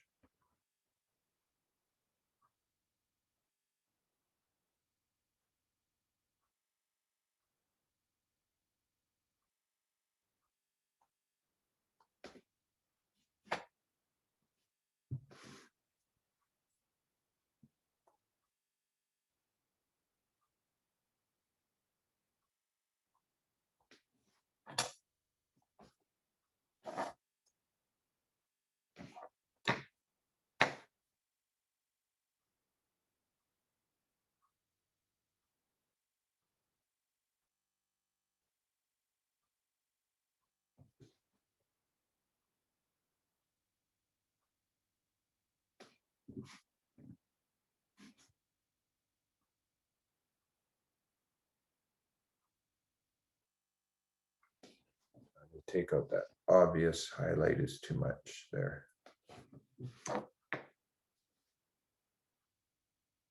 Now reduce some of the pink again.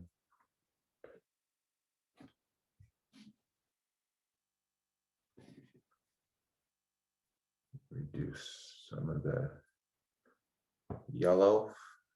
There we go.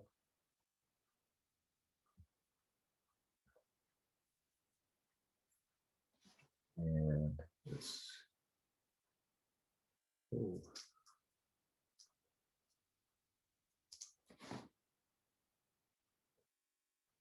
Just kind of break up that. It's not quite so sudden. Oh.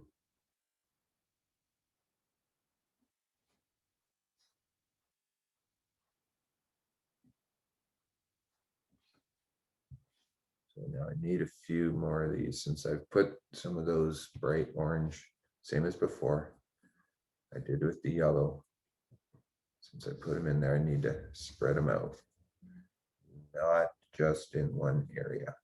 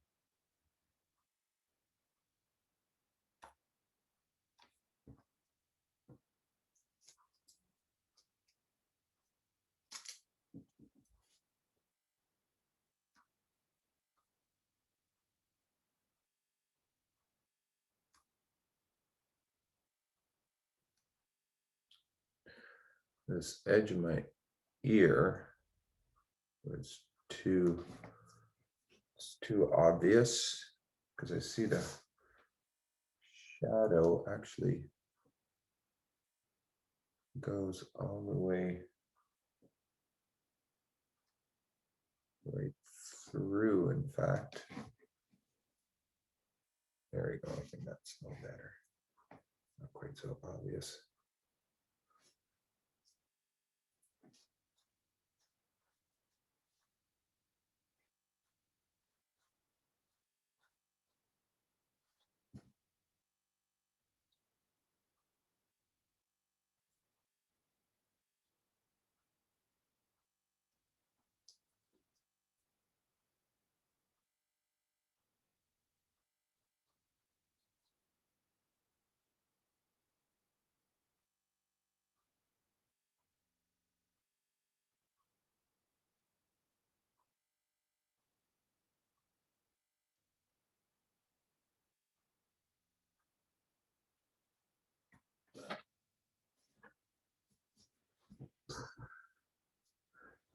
All right.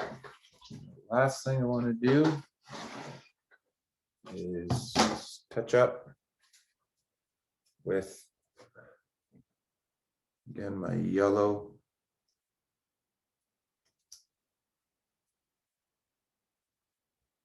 That pale. Get some here.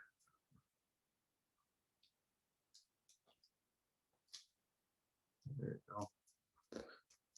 Okay, a very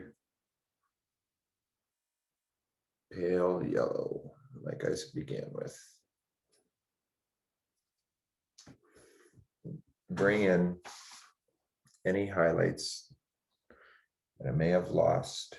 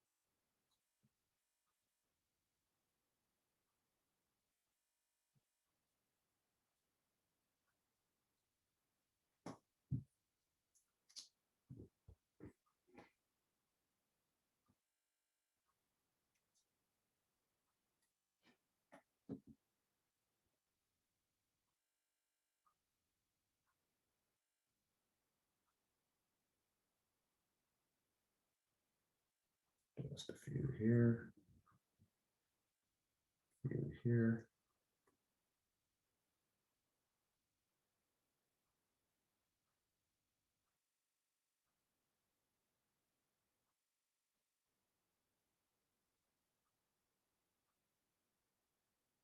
So there.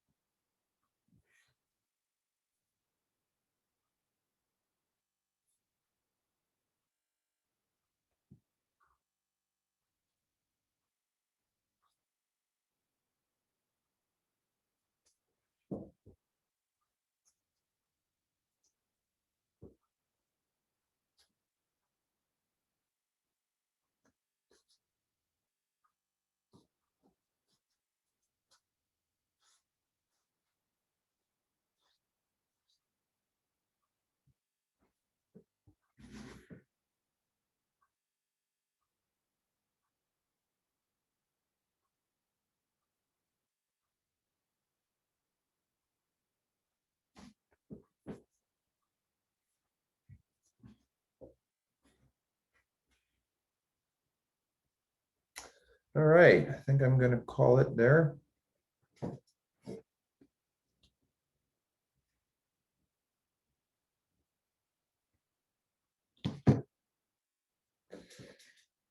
Unless I tone down these colors in the back, but which I might actually want to do. The back of his mane there. Just going to get some of my deeper purples.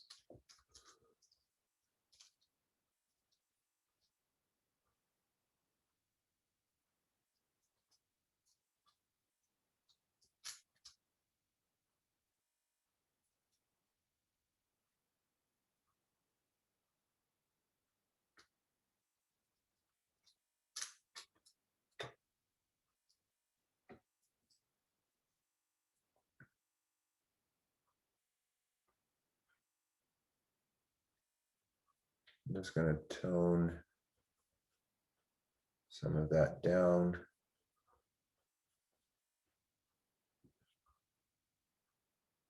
Not quite so bright because that's away from the light source. So I want not so much of the light there.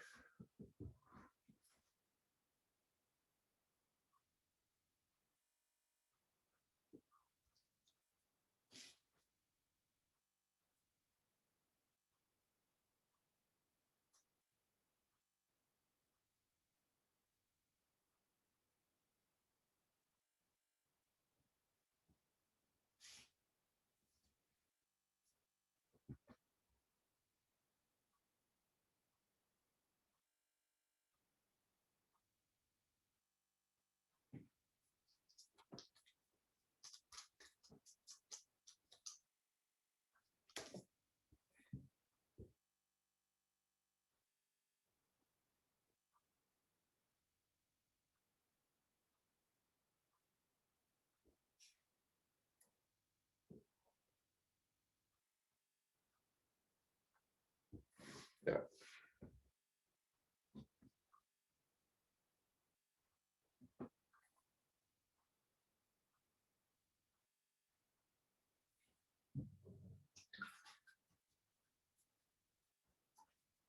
All right. Thank you for sticking with it to the end. Hopefully this has taught you some.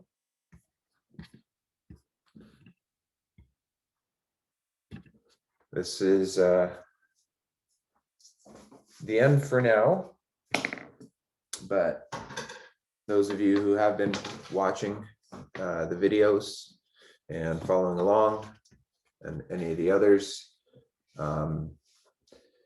yeah, wow, from this lighting. So yeah, this is sort of interesting. When you take a look at it from this lighting, it seems to almost take on more of the natural color. So we do get a sense of how it really does capture that form, and how color itself just really works. So, all right. I thank you again, and have an enjoyable time with your own art and your own explorations. And I pray that you be blessed as you continue on, pressing into every gift that you've been given. Bye now.